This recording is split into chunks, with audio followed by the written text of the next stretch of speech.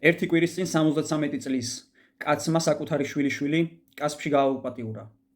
რამდენიმე დღის წინ მამაკაცმა ორ არასრულწლოვან ბავშვთან ერთად მესამე ბავშვი გააუპატიურა. არავინ არ იცის კიდევ იმათ რა გაუკეთა. ეს არის ყოველდღიურობა ჩვენი ქვეყნისა. რაც ხდება აი აქ. ყოველ დღე, ყოველ კვირა, ყოველ თვე და ყოველწლიურად საშინელი სტატისტიკაა გაუპატიურებისა, ძალადობისა, ცემისა, ადამიანების გაუჩინარებისა, გარდაცვალებისა, მკვლელობებისა, ქურდობებისა და ყაჩაღობისა. ამის პარალელურად ქართული ოცნება ამტკიცებს, რომ ისინი საქართველოში მშვიდობის გარანტები არიან. მათი მხარდამჭერები, პროპაგანდისტები ამტკიცებენ, რომ ეს ხელისუფლება წინა ხელისუფლებაზე ლოიალური და უფრო ჰუმანურია. ამ ხელისუფლების პირობებში მათი მხარდამჭერები ძალადობენ მაღაზიის კონსულტანტებზე. ეძახიან თავიანთ ბანდებს და ისინი შემდეგ უკვე ფიზიკურად უსწორდებიან 20 წლის ბიჭებს. და ეს ყველაფერი თქვენ რამდენიმე დღის წინ კადრებად ნახეთ. როგორ უსწორდებიან აი ეს ბანდები. თქვენ ყოველდღიურად ხედავთ, რას უშვრებიან მილიციელები ჟურნალისტებს, სამოქალაქო აქტივისტებს, პოლიტიკოსებს და როგორ მიმდინარეობს დევნა თავისუფალი სიტყვისა. ეს არის ქართული ყოველდღიური რეალობა, რომელშიც აი ეს რუსული ხელისუფლება აცხოვრებს ამ ხალხს.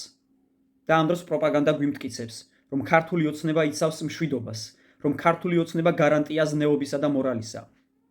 თითქოს მორალური ფასეულობები და სტანდარტები ქართული ოცნების მიერ დაინერგა 2012 წლიდან და 13 წელიწადია რას ვუყურებთ. მხოლოდ და მხოლოდ ძალადობას, კორუფციას, ნეპოტიზმს და ქართული სახელმწიფო და მაშინ მცხოვრები ადამიანები ვერ გრძნობენ თავებს სრულყოფილად, დაფასებულად და ამიტომ არის რომ იცლება საქართველო.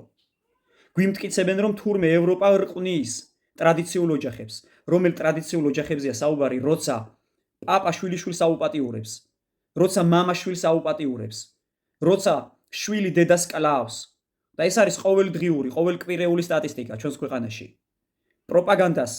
პროპაგანდისტები ძალიან კარგად აწარმოებენ და ქართული ოცნების ამომრჩევლებზე ეს ყველაფერი ძალიან კარგად მოქმედებს, რადგან ქართული ოცნების თითოეული ამომრჩეველი 90-95% არის გაუნათლებელი, შეუგნებელი, ვერ ჩამოყალიბებული თავის ორიენტაციაში, ტრადიციებში, ღირებულებებში და ადამიანური ფასეულობები მათ არ გააჩნიათ. მათთვის მთავარი არის რომ დღეს გქონდეთ საკვები, ისინი შიმშილით არ მოკვდნენ, სხვა დანარჩენი მათ არ აინტერესებთ. მათი ოჯახის გარეთ რა ხდება, მათთვის მნიშვნელოვანი არ არის. ამიტომ არის რომ უამრავი ადამიანი გარდაიცვალა, უამრავი ადამიანი მოკლეს ციხეებში და არა მარტო ციხეებში, გარეთაც ბევრ ადამიანს კლავენ. და ღმერთმა დაგიფაროთ რომ მორიგი მსხვერპლი თქვენი ოჯახი იყოს, რადგან მხოლოდ ამის შემდეგ გაიგებთ რა არის ის ბინძური რუსული მენტალობა და პოლიტიკა, რომელიც ჩვენს ქვეყანას ანადგურებს და როგორც სახელმწიფო კიდევ მრავალი წელიწადი ვერ შევდგებით, როგორც ეს ცივილიზებულ სამყაროს შეეფერება.